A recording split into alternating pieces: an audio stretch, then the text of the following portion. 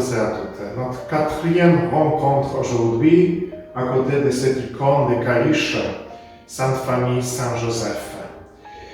Aujourd'hui, on va regarder la Trinité terrestre, horizontale, qui est bien marquée ici sur cette icône. On commence par les petits extraits de l'Évangile de Saint Jean. Suspendu à la croix, Jésus dit aux disciples qu'il aimait, « Voici ta mère. » Et il dit à sa mère, « Voici ton fils. »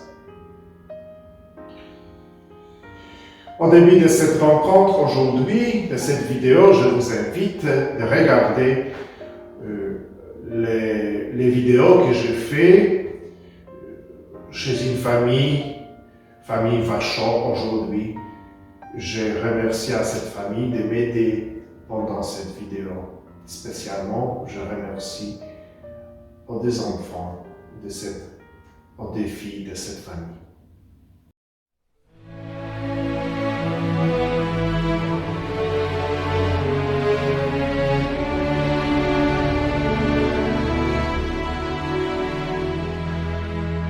Humble gardien de la Sainte Famille, époux fidèle, Père vigilant, dans la confiance tu n'as pas craint de recevoir chez toi Marie, l'aurore du salut. Nous t'honorons, glorieux Saint Joseph, notre soutien quotidien dans le labeur. Tu as veillé sur Jésus comme un père, on veille sur nous et conduis-nous à lui.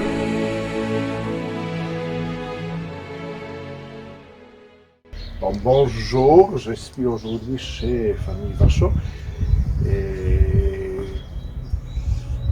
il y a des filles avec moi on va regarder cette quatrième fois, je pense, sur cette icône de Saint-Joseph déjà. C'est notre quatrième vidéo. Est-ce que vous pouvez se présenter, les filles? Je m'appelle Isor et moi je suis Garance. Donc je suis aujourd'hui un peu à côté de notre paroisse, à Pavzin, mais presque à notre paroisse. C'est le petit village qui touche notre paroisse. On regarde la quatrième fois, je pense, que cette icône.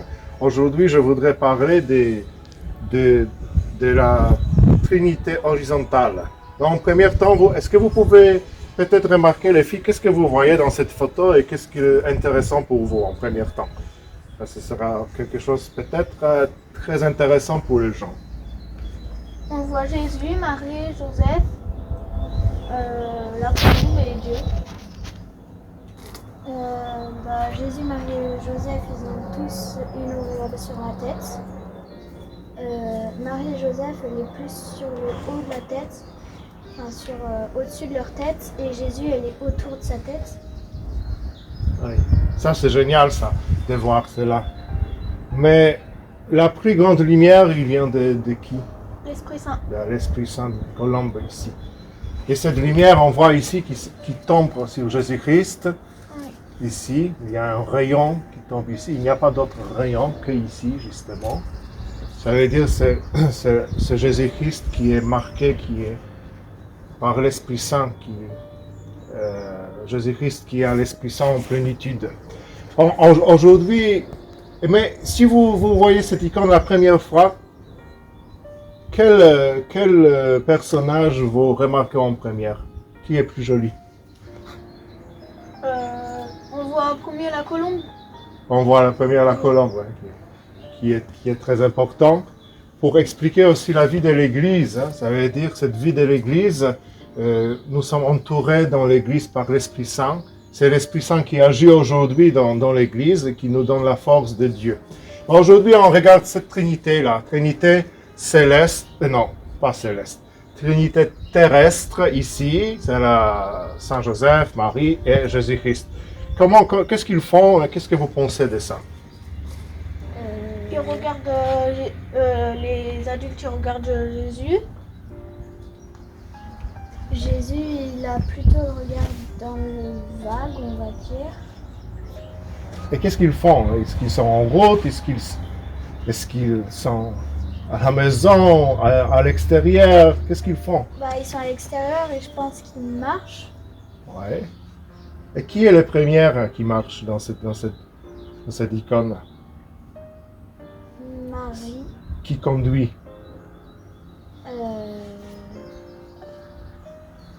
Oui, c'est à vous là. C'est Marie. C'est Marie qui conduit, vous pensez? Marie et Joseph. Oui, Marie et Joseph.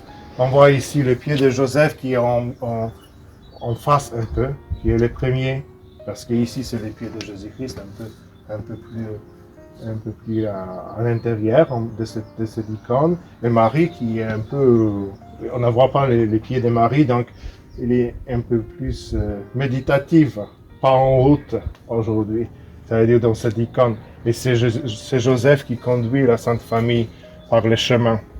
Donc, ils vont, on a déjà exprimé cela, mais je vous dis justement qu'ils sortent de Jérusalem, la ville sainte qui est là-bas, et dans cette icône de Caliche, on dit que c'est Jésus-Christ qui avait 12 ans, parce qu'il y a un évangile qui a dit que les parents, ils ont retrouvé Jésus-Christ à Jérusalem, ils retournent maintenant à Nazareth pour vivre là-bas ensemble. Donc c'est ce passage de l'évangile qui explique cette icône. Mais si on regarde l'icône, est-ce que Sainte Famille s'approche de nous ou il s'éloigne de nous? Il Il s'approche de nous. Et on peut dire que la Sainte Famille nous amène Jésus-Christ. Et c'est formidable. Qu'est-ce que vous pensez de ça? Bah, c'est beau parce que ils donnent un peu leur enfant à nous, au monde entier. Ouais. Ça c'est génial, oui.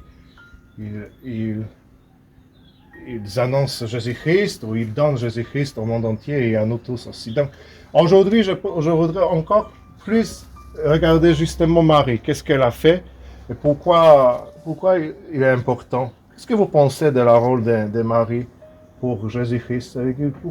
Pourquoi Dieu a choisi Marie? Hein? Pourquoi Dieu, comme Jésus-Christ, il a besoin de Marie pendant son étape de vie, pendant sa jeunesse? Parce que c'est sa maman. Oui, ça veut dire quoi, la maman? Pour l'enfanter, pour S'en occuper. lui apprendre à vivre, lui apprendre à marcher, à faire tout ce qu'il a besoin pour être un enfant. Oui. Votre maman, elle est à côté de nous, donc elle vous entend. Qu'est-ce que ça veut dire de maman? D'être maman, c'est bien ça. Et maintenant, et qu'est-ce qu'elle fait là, Marie? Où elle regarde? Elle tient la main de Jésus. Ouais. Elle veille sur son enfant. Ouais. Ou alors elle est en train de lire la Bible. La Bible, oui. Parce qu'on a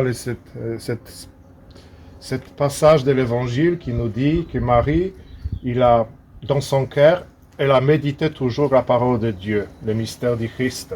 C'est pour cela, dans cette icône, elle médite. Et en même temps, on voit qu'on ne peut pas voir vraiment Jésus-Christ sans passer par la parole de Dieu.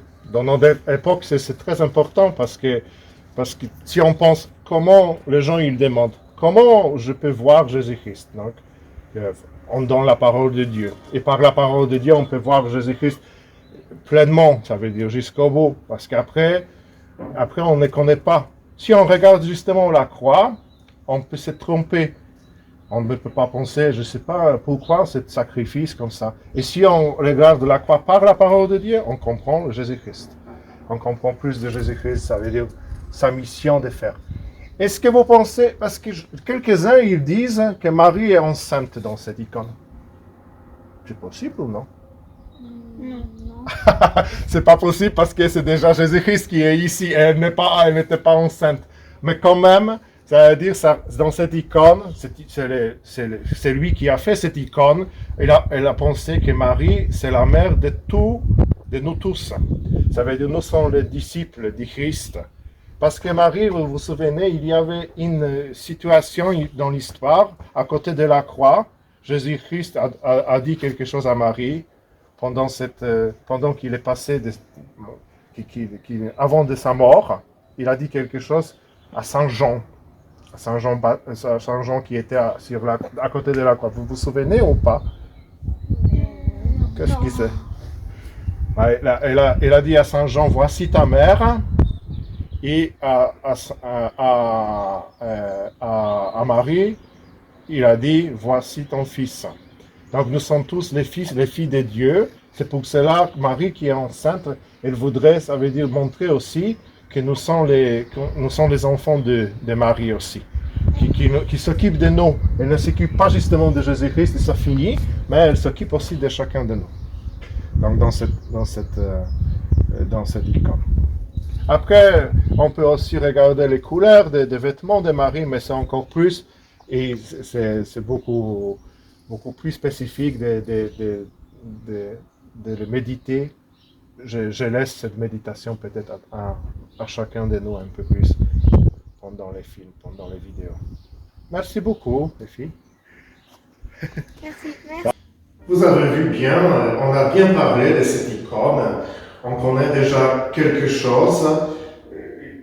Juste pour plus de réflexion et plus d'explication de cette icône, spécialement de Marie aujourd'hui, qu'on explique un peu plus. Marie qui est bien présentée dans cette icône comme la mère, comme quelqu'un qui s'occupe de son fils, de Jésus-Christ.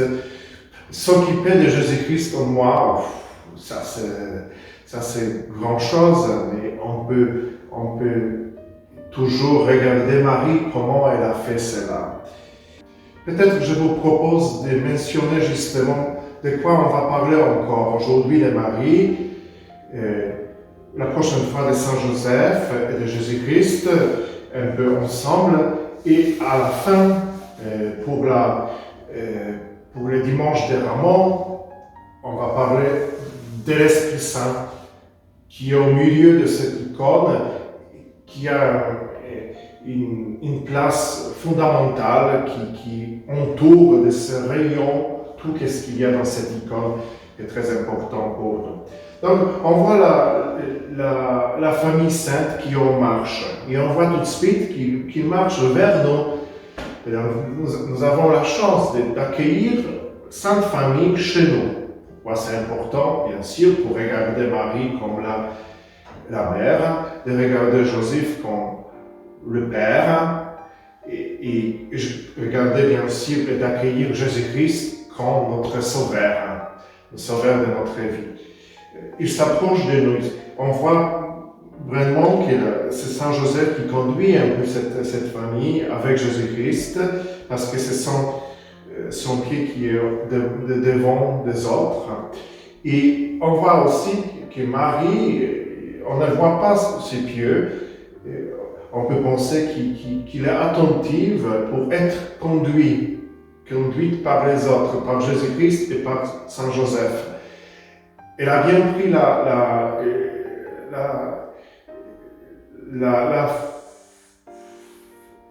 cette parole de Dieu qui est annoncée, qu'elle a dit pendant l'annonciation, moi je suis la servante du Seigneur.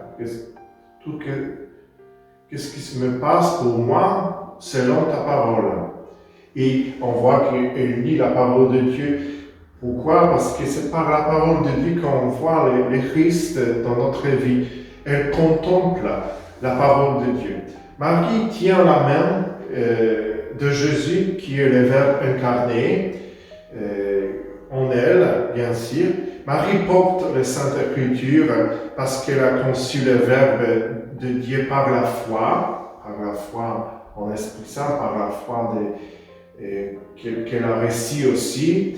Elle a pris cette fonction, ce service proposé par Dieu. Et on voit que son regard de Marie est bien baissé pour regarder par la parole de Dieu Jésus-Christ.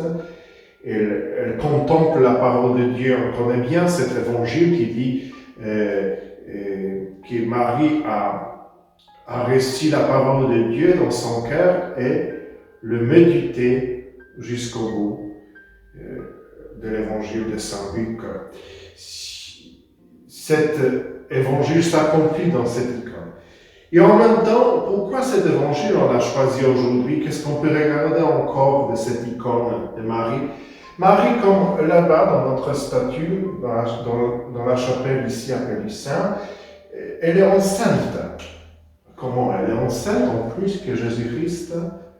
C'est un symbole du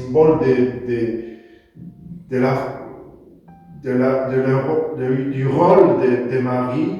C'est elle qui est notre mère, mère de l'Église, mère de chacun de nous.